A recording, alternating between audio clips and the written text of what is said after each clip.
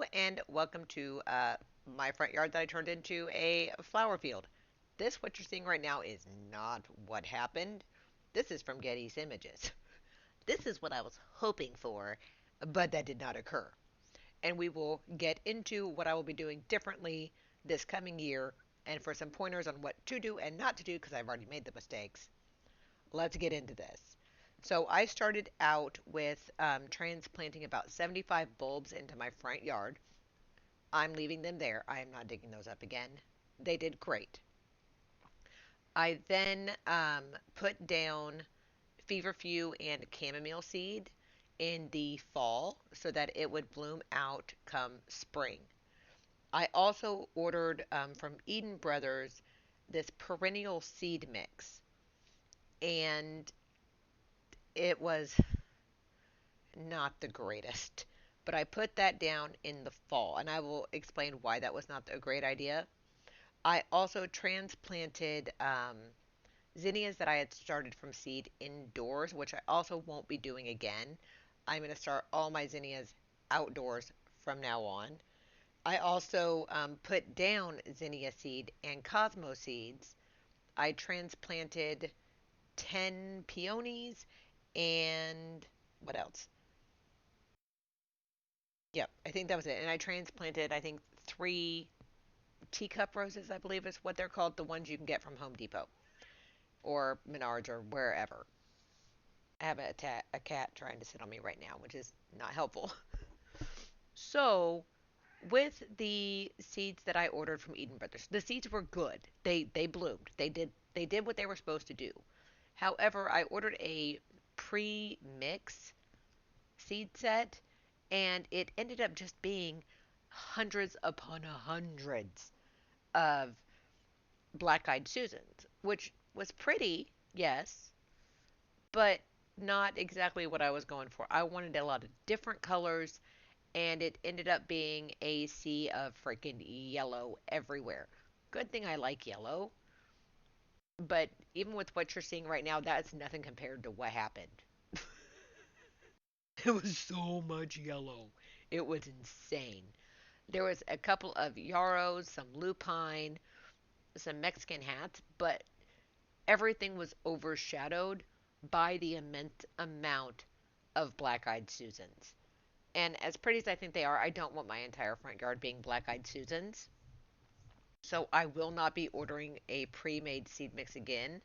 What I already did was go to Eden Brothers again, and I ordered bulk amounts of zinnias and cosmos. I want to do this with annuals so that if I change my mind the next year, I can.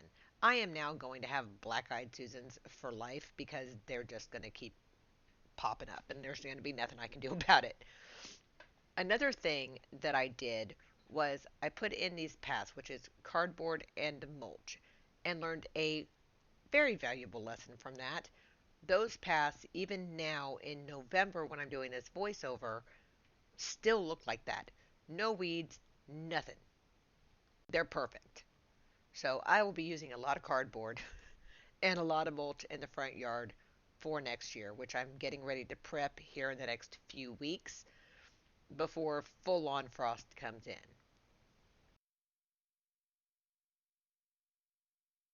But it did end up doing decently. I have calendula or calendula, however you pronounce it. There's the chamomile. The feverfew came up a few weeks later. They do bloom kind of at different times.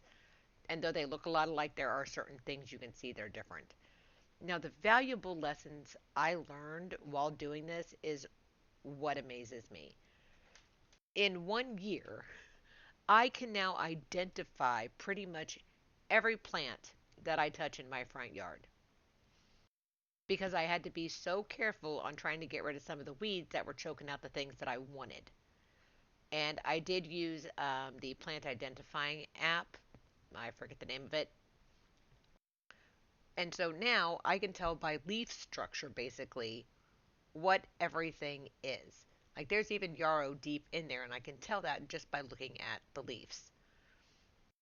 Leaves, you all know what I mean. So that is amazing. I also learned a lot about the soil structure in my front yard versus the chaos garden versus the moonlight and muck boots garden versus the actual yard.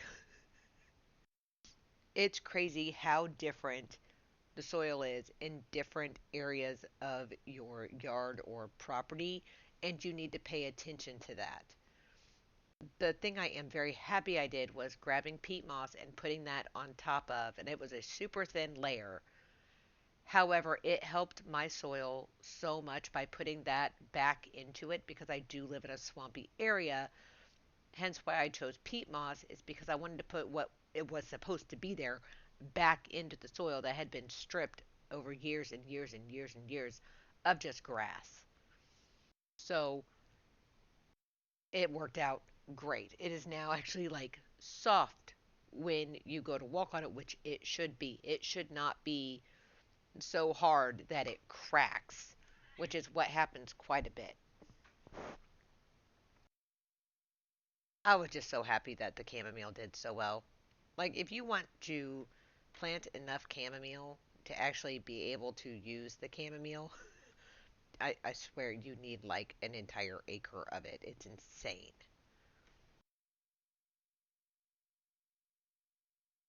Yep, all the black eyed Susans, and it gets worse.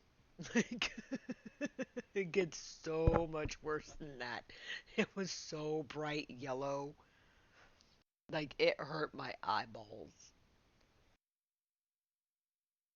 It's still not quite to the shaboom yet. And there we go. That is a whole lot of yellow, y'all. And you can tell where I stopped the seed mix and then I tried to plant as many plants as I could. There have to be over 500 plants that I hand planted in that front area, and it was not enough. Like, you think you have enough, but you don't. I need an insane amount of plants, and I am growing everything from seed myself. So this is going to take time, and I'm learning as I go. Like, all those zinnias should have spread out and taken up more space, but they didn't, and I believe that's because I started them indoors instead of letting them just naturally start outdoors like they should.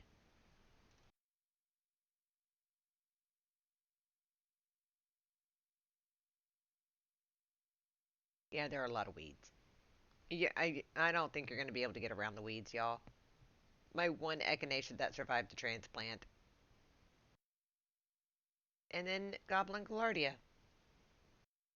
which is beautiful. Aw, my blood splatter zinnia, which is actually a peppermint stick zinnia.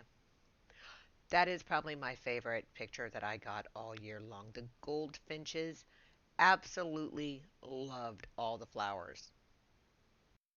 And I found a new wasp, and that was cool because it was the nicest wasp I ever met. Got a ton of clover, which I think was already there. And then that Goblin Gaillardia, which did weird things. I liked it though, and I only got one of them. And then I had one that bleached itself out. But this pretty much wraps up what it looked like. There were a lot of weeds. My neighbors think I have lost my ever loving frickin' mind. And I will be doing it again, but a little bit differently.